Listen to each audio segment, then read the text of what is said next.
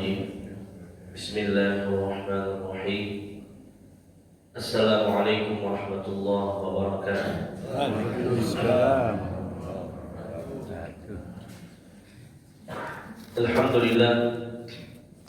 الحمد لله حمدا كثيرا طيبا مباركا فيه كما يحب ربنا ويرضاه. أشهد أن لا إله إلا الله وحده لا شريك له وأشهد أن محمدا عبده ورسوله. اللهم صل على نبينا ورسولنا محمد وعلى آله وصحبه أجمعين ومن تبعهم بإحسان إلى يوم الدين. أما بعد، kaum muslimin wal muslimat, hadirin wal hadirat, Bapak Ibu pengurus dan jamaah Masjid Surau Darul Jannah yang semoga senantiasa dirahmati Allah Subhanahu wa taala. Amin. Puji syukur kehadirat Allah Subhanahu wa taala. Alhamdulillah, Allah senantiasa memberikan kepada kita berbagai macam nikmat dan karunia, terutama nikmat iman, nikmat Islam, hidayah, kesehatan dan waktu luang, sehingga pada subuh ini kita berkumpul di rumah Allah Subhanahu wa taala melaksanakan ibadah dan ketaatan kepadanya serta menghadiri majelis ilmu. Kemudian salawat dan salam kita mohonkan kepada Allah agar disampaikan kepada Nabi kita Nabi Muhammad sallallahu alaihi wasallam. Allahumma salli ala Muhammad wa ala ali Muhammad. Semoga salawat dan salam juga tercurah kepada keluarga beliau, kepada ummahatul mukminin, kepada para sahabat dan orang-orang yang mengikuti beliau dengan benar hingga hari kiamat. Bapak Ibu dirahmati Allah Subhanahu wa taala, kembali kita melanjutkan kajian tafsir Al-Qur'an. Pada pertemuan sebelumnya kita membahas tafsir surah Al-Baqarah ayat 193 dan 194. Insyaallah taala pada subuh ini kita lanjutkan dengan ayat 195 dan sebagian ayat 196. Kenapa sebagian 196? Karena 196 panjang. Di ayat 195 Allah Subhanahu wa taala berfirman, "Wa anfiqu fi sabilillah wa la tulqu bi aydikum ila tahlukati wa ahsinu innallaha yuhibbul muhsinin." Artinya, dan infakkanlah hartamu di jalan Allah, dan janganlah kamu menjatuhkan dirimu ke dalam kebinasaan dengan sebab tanganmu sendiri, dan berbuat baiklah, sesungguhnya Allah menyukai orang-orang yang berbuat baik. Bapak Ibu dirahmati Allah Subhanahu wa taala, Al-Baqarah 195 ini merupakan anjuran, motivasi, perintah dari Allah Subhanahu wa taala agar kita senantiasa menginfakkan harta kita di jalan Allah, sekaligus ancaman dan peringatan bagi orang-orang yang tidak mau berinfak. Allah memulainya, wa anfiqu fi sabilillah, berinfaklah fi sabilillah, di jalan Allah. Apa maksudnya fi sabilillah? Maksud dari fi sabilillah di sini adalah untuk semua jenis kebaikan. Tidak hanya maksud fi sabilillah untuk berjihad, itu salah satu bentuknya, berinfak dalam rangka berjihad, sebagaimana ayat-ayat sebelumnya yang menjelaskan masalah jihad atau berperang. Dan ini untuk semua jalan Allah, salah satunya berperang, apalagi dalam bentuk berzakat, dalam bentuk berinfak, dalam bentuk berwakaf, dalam bentuk menyantuni anak yatim, membangun masjid dan lain sebagainya. Wa anfiqu fi sabilillah. Infakkanlah hartamu di jalan Allah di segala macam bentuknya. Wala tulqu bi aydikum ila tahlukah. Dan janganlah kamu mencampakkan dirimu ke dalam kebinasaan dengan tanganmu. Artinya orang-orang yang sama sekali tidak mau berinfak, dia akan binasa. Orang-orang yang sama sekali tidak mau mengeluarkan sebagian hartanya di jalan Allah, maka dia pasti akan celaka. Sebaliknya orang-orang yang senantiasa menginfakkan hartanya, dia akan beruntung dan dia akan mendapatkan ganjaran yang berlipat ganda. Allah Subhanahu wa taala berfirman, "Matsalul ladzina yunfiquna amwalahum fi sabilillah kamathali habbatin ambatat sab'a sanabila fi kulli sumbulatin mi'atu habbah." Perumpamaan orang-orang yang berinfak di jalan Allah seperti perumpamaan sebuah biji yang mana biji tersebut menumbuhkan 7 tangkai, setiap tangkainya menumbuhkan 100 biji. Artinya setiap infak di jalan Allah minimal, bukan maksimal, minimal dikali 700 kali lipat pahala. Wallahu yudha'ifu liman yasha, dan Allah melipat gandakan lebih dari 700 bagi siapa saja yang dikehendaki oleh Allah. Ini bagi orang yang mau berinfak, bagi orang yang mau menyedekahkan hartanya. Dan ini merupakan ciri orang yang bertakwa. Wa mimma razaqnahum yunfiqun. Jadi orang bertakwa adalah menyisihkan sebagian hartanya untuk diinfakkan. Adapun orang-orang yang tidak mau berinfak, berkebalikan, tidak akan beruntung, tidak akan selamat, bahkan binasa. Kata Nabi Muhammad SAW dalam hadis riwayat Bukhari Muslim, "Ma min yawmin yusbihul ibadu fihi illa malakan yanzilan." Tidaklah di sebuah pagi waktu kita sekarang, kecuali di setiap pagi tersebut ada 2 orang malaikat yang turun ke muka bumi. Fayaqulu ahaduhuma, salah seorang di antara 2 malaikat tadi berdoa, "Wahai Allah, Allahumma a'ti munfiqan khalafa." Wahai Allah, berikanlah ganti kepada orang-orang yang mau berinfak. Ganti dengan dunia, tidak harus ganti berupa harta, tapi ganti dalam bentuk apapun. Dan juga ganti berupa pahala yang berlipat ganda, yang minimal 700 tadi, bahkan lebih. Wa yaqulul akhar, "Allahumma a'ti mumsikan talafa." Dan malaikat yang kedua berdoa, "Wahai Allah, berikanlah kebinasaan, berikanlah kehancuran bagi orang-orang yang tidak mau menginfakkan hartanya."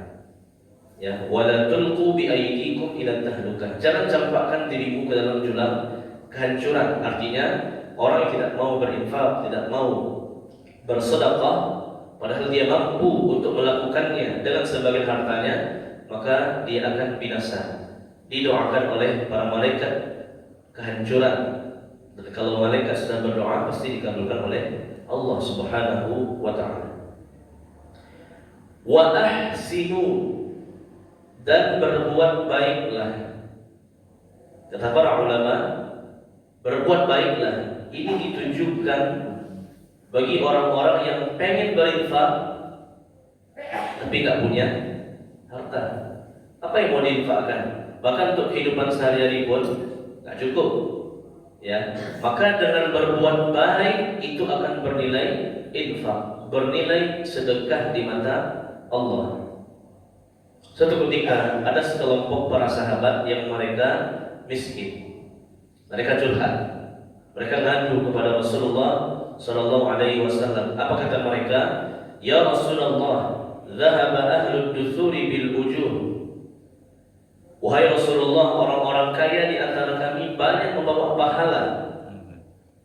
Yusalluna kama nusalli, mereka salat, kami pun juga salat. Wa yasumuna kama nasum, mereka berpuasa, kami juga puasa. Wa yatasaddaquna bi fuduli amwalihim, namun mereka punya kelebihan harta, bisa menginfakkannya.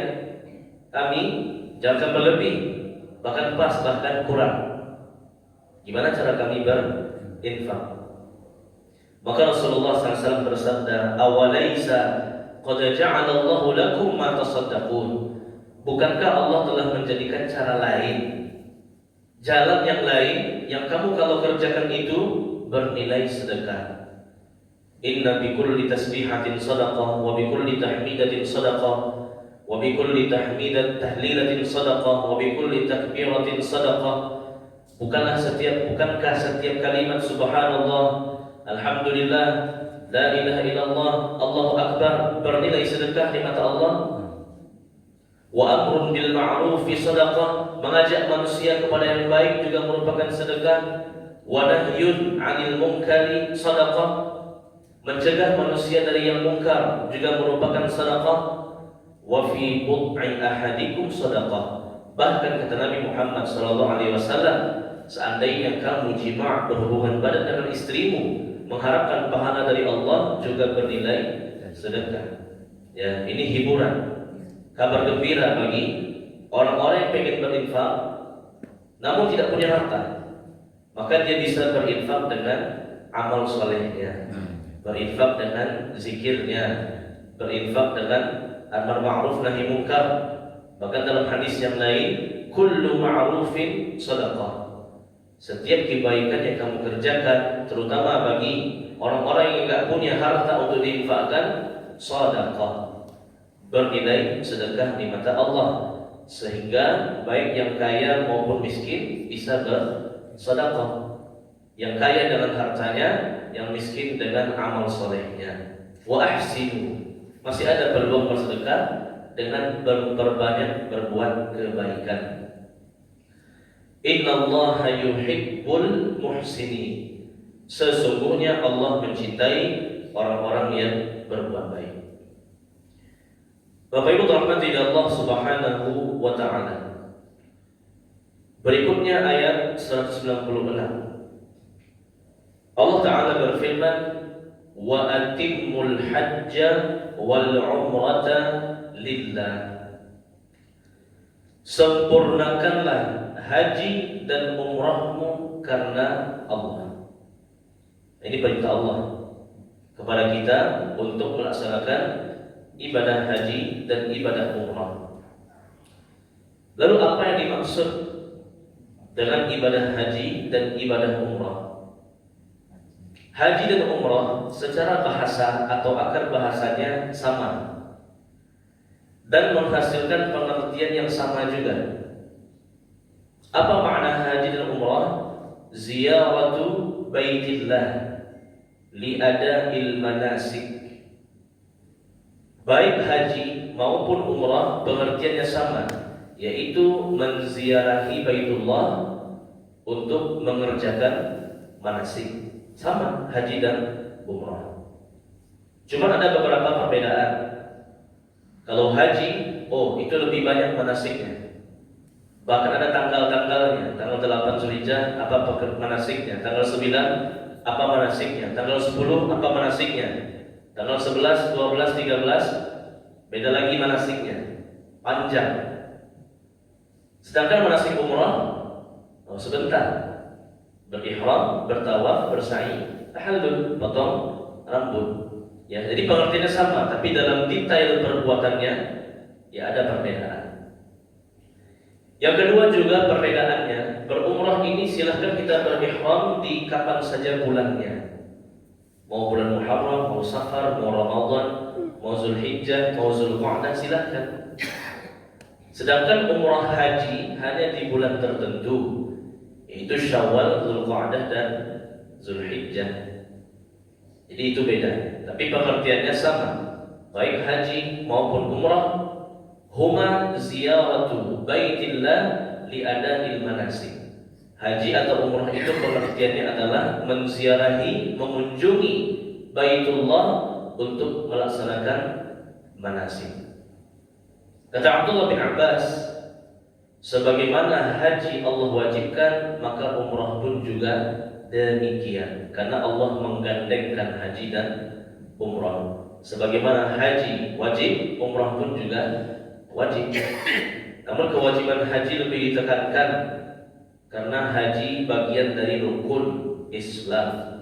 Ya, bunyan Islam ala khamsin, Islam di atas 5. Salah satunya apa? Wal hajjul bait, berhaji ke Baitullah. Umrah pun juga wajib, tapi penekanannya lebih kepada haji karena haji merupakan rukun Islam.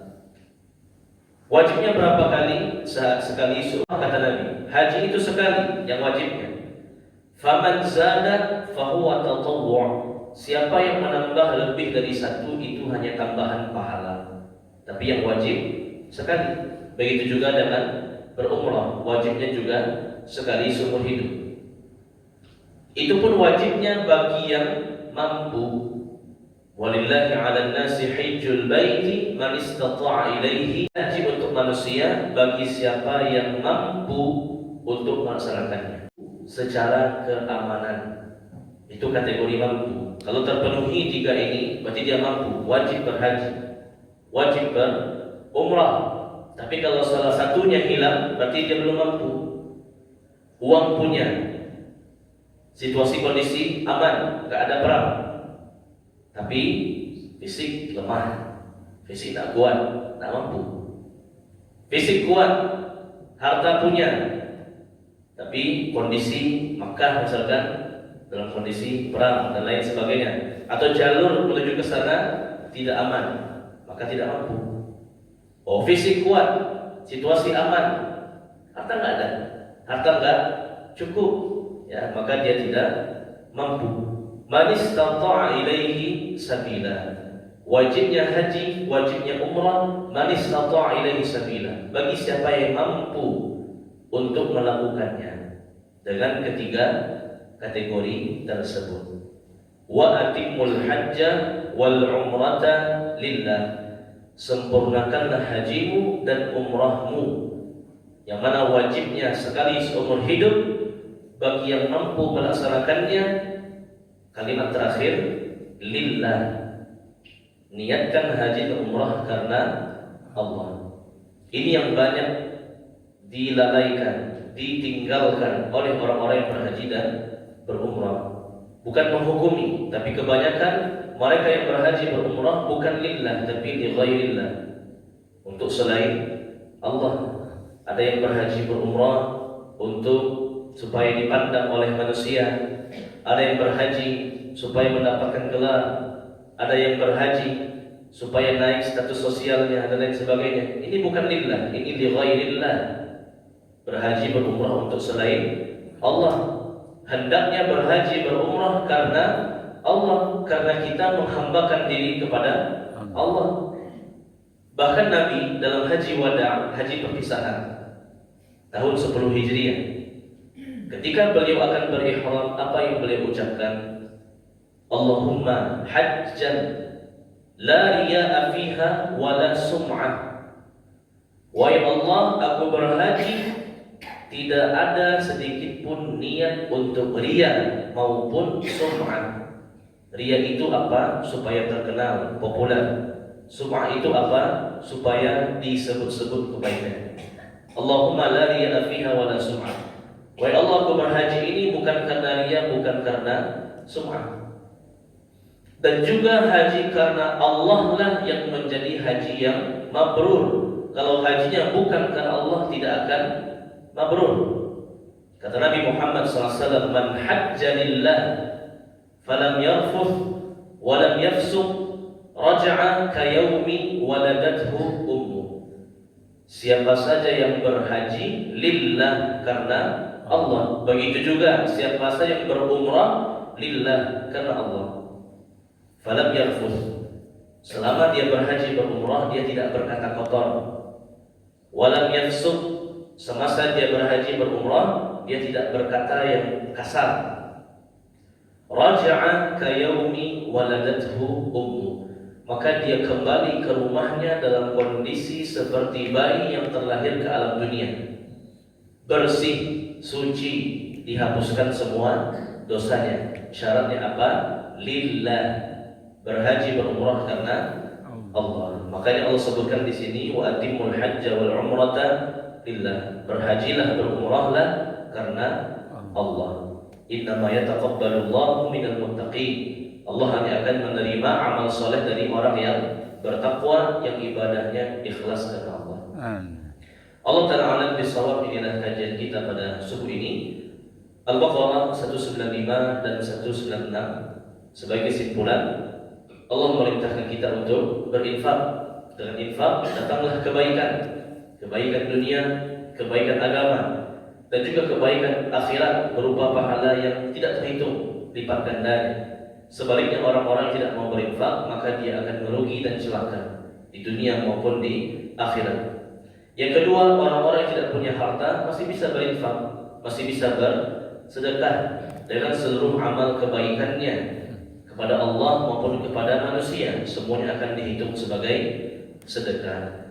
Yang ketiga, ibadah haji dan umrah hukumnya wajib sekali seumur hidup bagi yang mampu melaksanakannya, dan harus diniatkan karena Allah agar menjadi haji dan umrah yang mabrur serta menghapuskan dosa-dosa, seperti bayi yang lahir dari perut ibunya, lahir ke alam dunia bersih suci di atas fitrah. Silakan di antara Bapak Ibu yang bertanya. Silakan Pak. Assalamualaikum.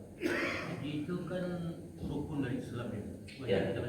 Nah, kalau sekarang orang udah berumur 50 atau 60, kita harus menunggu 25 tahun lagi. Apakah bisa diganti dengan umrah? Ya, menunggu pergi, ya berarti itu juga pertanda belum mampu. Karena dalam menunggu tersebut umurnya akan bertambah.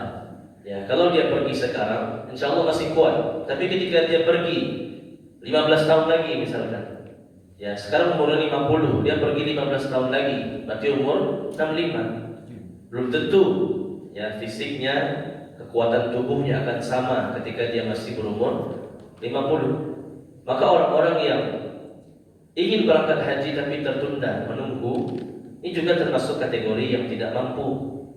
Sekiranya dia membatalkan hajinya karena lamanya menunggu, maka dia tidak berdosa. Insya Allah tidak berdosa. Kecuali waktu menunggunya singkat, setahun atau 2 tahun. Ini dia harus bersabar. Jangan dia tarik dananya untuk keperluan yang lain, bersabar ya. Ya, 2 atau 5 tahun masih bisa menunggu. Tapi kalau 10 tahun ke atas, apalagi 20 tahun, 25 tahun, para ulama kontemporer membahas masalah ini juga termasuk kategori yang tidak mampu. Maka dia boleh menariknya dan dia gunakan untuk hal yang lain, contohnya seperti untuk umrah atau untuk kebutuhan sehari-harinya. Maka insya Allah dia tidak berdosa. Dan umrah yang terbaik adalah umrah di bulan Ramadan. Ya, kalau dia pengen dapat pahala haji, berumrah di bulan Ramadan. Ya, kata Nabi Muhammad SAW, al-umratu fi Ramadan kal hajjati ma'i. Siapa yang berumrah di bulan Ramadan, maka sama dengan berhaji bersama. Sama dengan berhaji bersama Rasulullah sallallahu alaihi wasallam. Dan umrah Ramadan tidak harus 10 hari terakhir, boleh di hari kapan saja, di tanggal berapa saja di bulan Ramadan, asalkan di bulan Ramadan. Itu juga merupakan solusi. Ya, kalau lama menunggu, ya gimana ya? Pengen juga dapat pahala haji dan lain sebagainya, ya maka dia bisa mengambil salah satu solusinya dengan berumrah, terutama di bulan Ramadan. Ya, Allah a'lam bishawab. Silakan Pak. Waalaikumsalam warahmatullahi wabarakatuh. Tentang haji ini Pak, kalau pelaksanaan haji kan cuma wukuf itu ya. Nah, sekarang jadi pertanyaan adalah, apakah setiap orang yang haji itu tentu mengharapkan haji yang mabrur gitu ya, Pak? Tapi apakah ada kriteria di masyarakat bahwa betul hajinya yang mabrur? Cuma orang saja tahu. Bagaimana Pak? Baik, ya. Kriteria haji yang mabrur untuk hasil pastinya tentu kembali kepada Allah. Namun para ulama menyebutkan bahwasanya ada ciri-ciri haji yang mabrur, begitu juga umrah yang mabrur. Yang pertama adalah selepas dia berhaji dan berumrah semakin taat. Semakin taat dia beribadah kepada Allah Subhanahu wa taala. Yang kedua, semakin mudah dia meninggalkan maksiat, ya. Dan yang ketiga, terwujud dari akhlaknya yang semakin baik. Ya, ini pertanda, skala pertanda yang tentunya lebih kepada urusan batin, ya. Allah yang lebih tahu, ya. Dan sebenarnya itu penilaiannya lebih dibawakan kepada diri kita dibandingkan kita melihat kepada orang lain. Lebih baik ini dibawakan kepada diri kita. Selepas kita berhaji, selepas kita berumrah, apakah setelah berhaji berumrah ini kita semakin rajin beribadah, semakin meninggalkan dosa, dan semakin baik akhlak dalam kehidupan sehari-hari. Kalau melihat kepada orang, ya ini kurang bagus. Ya, lebih baik melihat kepada diri kita sendiri. Dan hasil akhirnya kembalikan kepada Allah Subhanahu wa taala, karena Allah yang lebih mengetahui siapa yang paling bertakwa di antara hamba-hambanya. Allah berfirman, "Fala tuzakku anfusakum huwa a'lamu biman ittaqa." Jangan pernah menganggap dirimu sudah suci. Allah lebih tahu siapa yang paling bertakwa di antara. Namun tiga ini bisa kita jadikan barometer atau standar minimal untuk diri kita. Haji yang mabrur, umrah yang mabrur membuahkan hasil berupa semakin semangat beribadah, semakin menjauhi dosa, dan terwujud dalam akhlak yang baik. Ya, Allah a'lam bishawab. Silakan. Apa hukumnya menggantikan haji, Ustaz? Misalnya kayak orang tua menggantikan haji atau umroh anaknya, Ustaz. Kalaupun diperbolehkan, bagaimana tata caranya, Ustaz? Misalkan orang tua ini sudah tua, yang tidak mampu atau sudah meninggal, dan sekarang anaknya menghajikan, bagaimana? Badal haji atau badal umrah yang menggantikan. Baik. Badal haji atau badal umrah yaitu berhaji atau berumrah atas nama orang lain. Hal ini diperbolehkan dengan satu syarat, yang membadalkan sudah berhaji atas dirinya kalau itu haji, atau sudah berumrah atas dirinya kalau itu umrah. Dalam sebuah hadis ada seorang laki-laki yang ingin membadalkan keluarganya. Ketika dia bertalbiyah, dia mengucapkan labbaik Allahumma hajjan an syubrumah. Ya Allah, aku sambut panggilan hajimu atas nama Syubrumah. Nama orangnya Syubrumah. Terdengar oleh Nabi. Nabi bertanya, man Syubrumah? Siapa Syubrumah itu yang kamu sebut? Maka laki-laki tersebut menjawab, qaribun li. Dia seorang kerabatku, tapi dia nggak bisa berhaji. Apa sebabnya Allah alam? Mungkin karena sakit atau tua renta dan lain sebagainya, atau bahkan dia sudah meninggal dunia. Apa kata Rasulullah SAW? Hajja an nafsika thumma an syubrumah. Berhaji dululah atas dirimu, barulah berhaji atas syubrumah. Berarti syarat membadalkan haji dan juga umrah sudah haji atas diri terlebih dahulu, baru bisa membadalkan orang lain. Kalau dia membadalkan juga padahal dia belum haji atas dirinya, maka pahalanya untuk dirinya, bukan atas nama yang dibadalkan. Tapi kalau dia sudah berhaji atas dirinya lalu dia badalkan orang lain, maka dapat orang lain itu pahala, dia pun juga dapat pahala. Konteks umrah juga seperti itu, dia sudah umrah atas dirinya dan dia ingin membadalkan orang lain, maka dia dapat pahala, yang dibadalkan juga dapat pahala. Syarat cuma satu. Ya, syarat utamanya cuma satu, yaitu dia sudah melakukannya untuk dirinya sendiri sebelum membadalkan orang lain. Ya, Allah a'lam bishawab. Silakan Pak. Waalaikumsalam warahmatullahi wabarakatuh. Infak.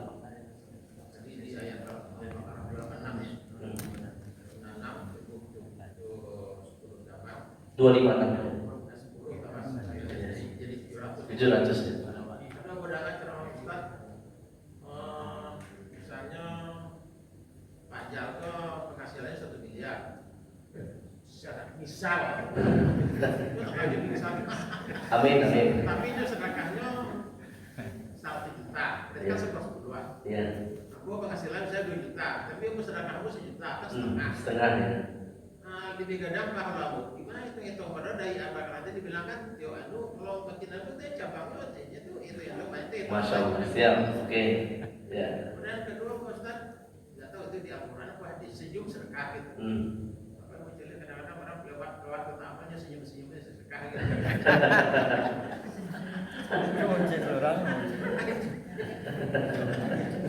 Nah, maksudnya senyum senyumnya agak lanjut. Kemudian yang ketiga, sedekah itu lebih afdal kepada keluarga. Apa ya kalau misalnya kalau zakat kan zakat itu kewajiban saya orang tua seperti itu. Ada peran keluarga afdal saya bapak pernah ngajar di salah satu misalnya kalau kamu punya 1 dinar kasihkan orang tuamu, ibumu ya gitu. Kemudian kalau 2 dinar baru kasih istrimu kayak gitu. Itu tuh yang kriteria yang mana masuk sedekah yang keluarga dekat itu. Terima kasih. Baik. Yang pertama ya terkait sedekah kan 700 kali lipat. Dan sedekah itu bisa menjadi lebih dari itu. Dan ada beberapa hal yang bisa meningkatkan nilai pahala sedekah. Jadi dasar sedekah itu pahalanya 700 kali lipat. Wallahu yudha'ifu liman yasha. Dan Allah bisa melipat gandakan lebih dari 700. Kapan? Salah satu caranya adalah melihat kepada persentase harta seperti yang Bapak contohkan tadi. Ya. Orang yang punya harta 100 juta misalkan, lalu dia keluarkan 10 juta. Itu sama dengan orang yang punya harta 100 ribu, dia keluarkan 10 ribu. Karena menyangkut dengan persentase. Jadi persentase akan memperbesar pahala sedekah. Apalagi yang memperbesar pahala sedekah, yaitu ketika dia menginfakkan harta yang paling dia cintai. Harta yang paling dia cintai. Lan tanalul birra hatta tunfiqu mimma tuhibbun. Kamu tidak akan mencapai surga yang tinggi sampai kamu menginfakkan harta yang paling kamu cintai, yang paling kamu sukai, yang paling kamu miliki. Ya, jadi ada beberapa faktor yang bisa meningkatkan nilai pahala dari sedekah. Siapapun yang bersedekah karena Allah dapat dasar pahalanya 700 kali lipat dan bisa meningkat dengan melakukan faktor-faktornya. Seperti dia berinfak dengan persentase harta yang besar yang dia miliki dan juga berinfak dalam kondisi harta itu sangat dia cintai, sangat dia sukai, tapi karena Allah dia relakan sebagai infak dan sedekah. Dan faktor-faktor yang lainnya, ya, itu hanya salah satu faktor yang dapat meningkatkan pahala sedekah. Dasarnya dapat sama, tapi ketika dia melakukan faktor-faktor tadi maka akan semakin bertambah pahalanya. Yang kedua, senyum itu sedekah, benar. Tabassumuka fi wajhi akhika shadaqah, kata Nabi. Senyummu kepada wajah saudaramu, kepada wajah saudaramu, bukan kepada kotak.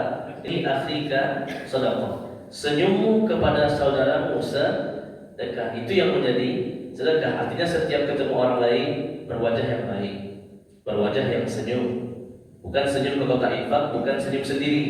Ya, nggak ada orang kok senyum. Itu dipertanyakan itu apa yang terjadi? Kenapa dia senyum-senyum sendiri? La tahqiranna minal ma'rufi syai'an walau an talqa akhaka biwajhin talqin. Kata Nabi Muhammad SAW, jangan pernah meremehkan kebaikan sedikit pun, meskipun dengan berwajah senyum kepada saudaramu. Nah, jadi kepada, ya, sampai akhir kita baca hadisnya. Ketika ketemu, ya, dia bertegur sapa, mengucapkan salam, berjabat tangan, ya, kalau dia akrab berpelukan, cipika-cipiki, sambil dengan wajah yang senyum. Nah, sedekah itu yang bernilai sedekah. Tapi kalau kebenaran tidak menjadi sedekah. Baik. Yang ketiga, apa tadi Pak? Infak kepada keluarga. Infak kepada keluarga. Wabda biman ta'ul, kata Nabi. Siapa yang paling dekat di antara keluarga kita? Yang paling dekat kepada kita. Keluarga yang paling dekat, mungkin pernah kita jelaskan, ada 3 arah. Yang pertama, jihadul bunuwah, arah anak. anak ke bawah, anak cucu. Siapa lagi?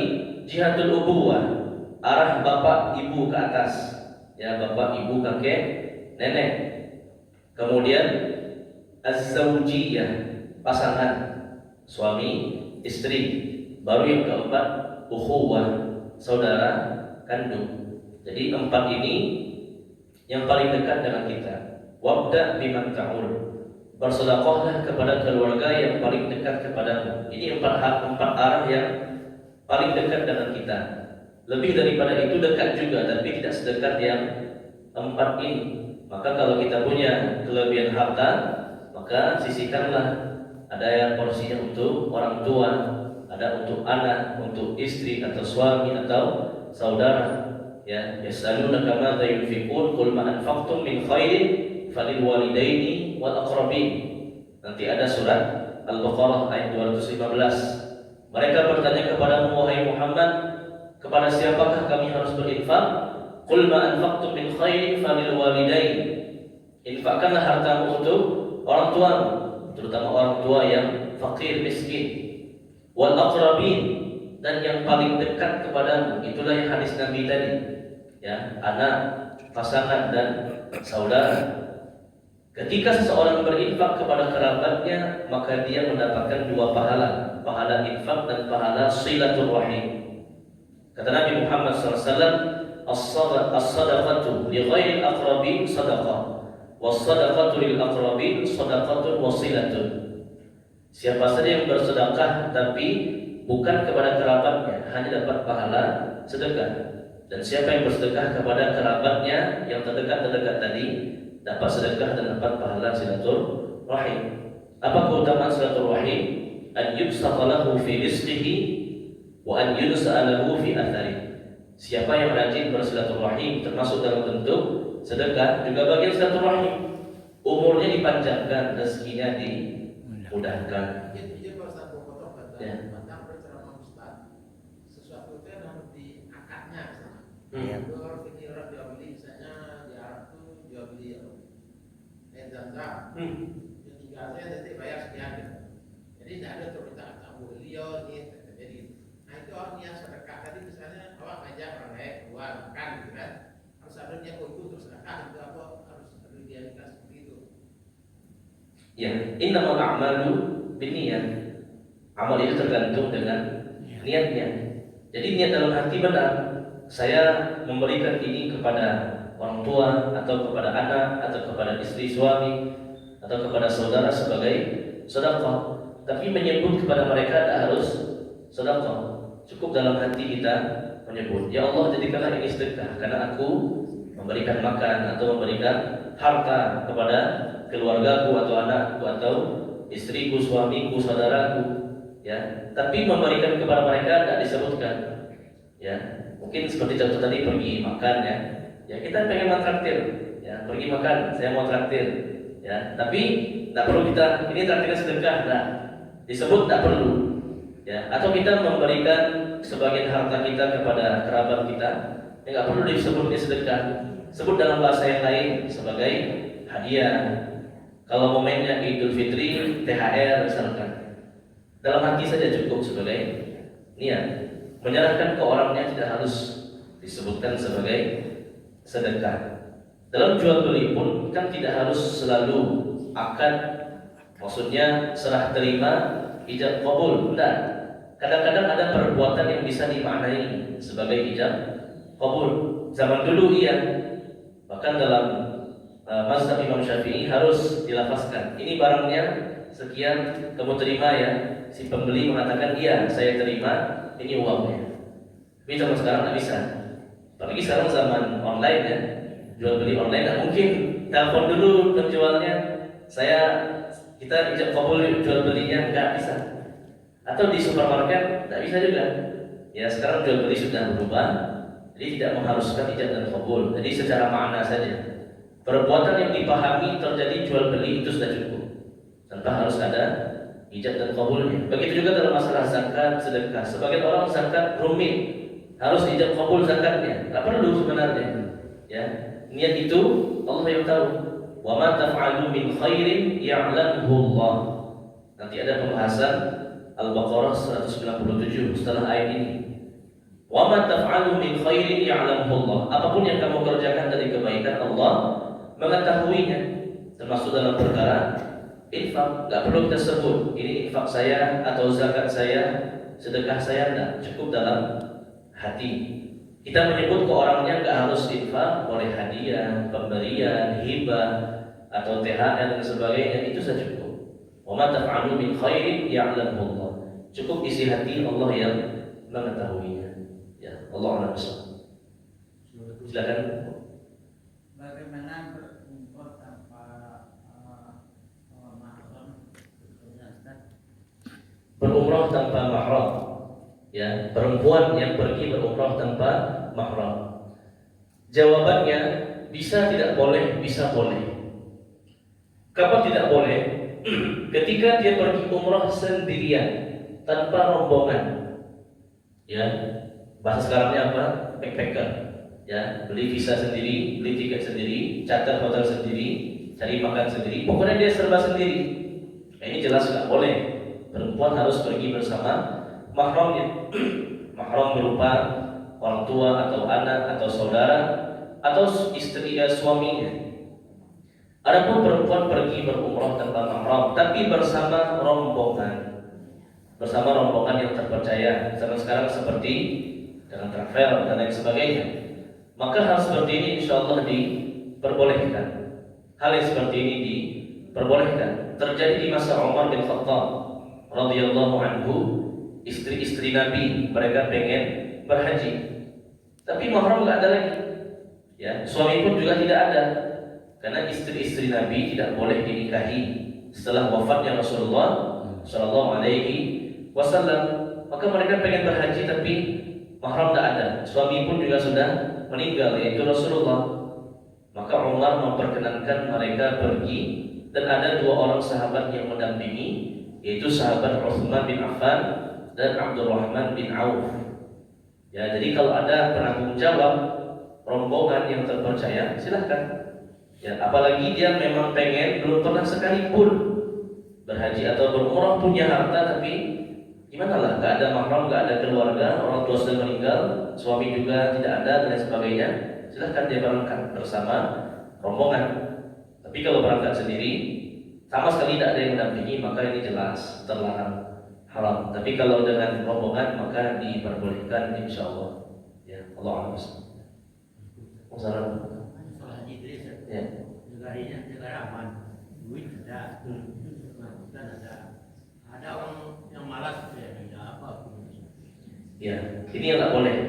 Tak boleh orang yang sudah terpenuhi 3 tadi, lalu dia enggak haji-haji juga. Ini hati-hati. Ya, kata Umar bin Khattab radhiyallahu anhu, "Man kana lahu sa'atun wa lam yahujj, falyamut ala ayyi shay'in yuriduhu Yahudiyan atau Nasraniyan."